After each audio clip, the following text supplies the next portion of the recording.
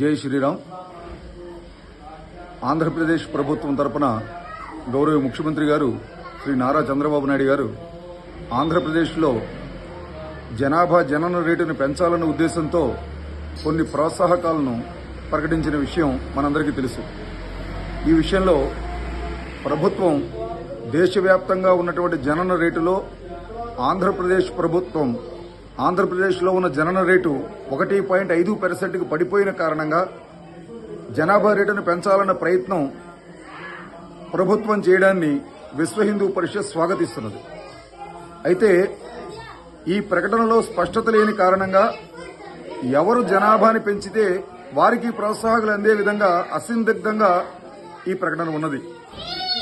ఇప్పటికే అనేక సందర్భాల్లో ప్రభుత్వం చేసినటువంటి ప్రకటనలు, ప్రభుత్వం సమాజాన్ని సమాయత్తం చేసినటువంటి తీరు కారణంగా ఒకానొక సందర్భంలో ప్రభుత్వం ఇద్దరు ముద్దు ముగ్గురైతే వద్దు అని ప్రచారం చేసింది.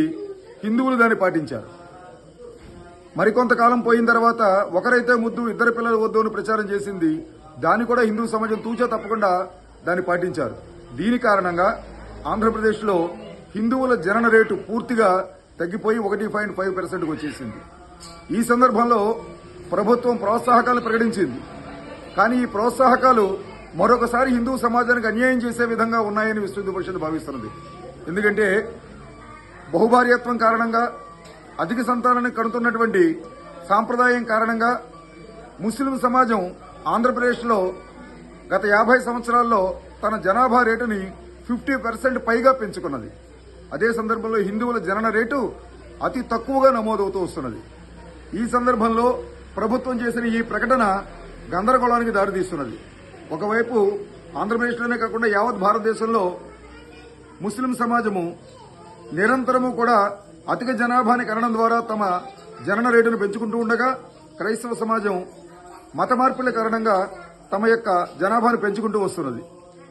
ఈ సందర్భంలో ప్రభుత్వం చేస్తున్నటువంటి ఈ ప్రకటన అధిక జనాన్ని కంటే జనన రేటును పెంచినటువంటి కుటుంబాలకి ఇద్దరు పిల్లలు ఉన్న పిల్లలు ముగ్గురు పిల్లల కంటే 30,000 ఇస్తామని, 4గో పిల్లాని కంటే 40,000 ఇస్తామని, 5వ సంతానానికి కంటే 50,000 ఇస్తామని ప్రభుత్వం ప్రకటన చేసింది.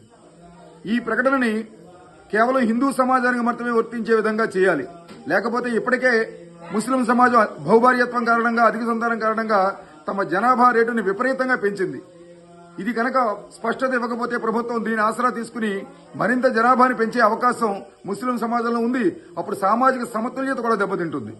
ఒకవైపు మత మార్పుల పేరుతో, ఒకవైపు అధిక జనాభా పేరుతో ముస్లింలు, క్రైస్తవులు జనాభాని పెంచుతున్న సందర్భంలో ప్రభుత్వం స్పష్టమైన ప్రకటన చేయాలి. హిందూ సమాజం మాత్రమే ప్రభుత్వం మాటలు విని జనాభా రేటుని తగ్గించుకుంటూ వచ్చింది, జన రేటును కోల్పోతూ వచ్చింది. కాబట్టి అధిక సంతానం కంటే అధిక ప్రోత్సాహకం అనేటటువంటి ఈ పథకాన్ని కేవలం హిందువులకు మాత్రమే వర్తించేలా స్పష్టమైన ప్రకటన రాష్ట్ర ప్రభుత్వం చేయాలని విశ్వ హిందూ పరిషత్ డిమాండ్ చేస్తున్నది. జై శ్రీరామ్.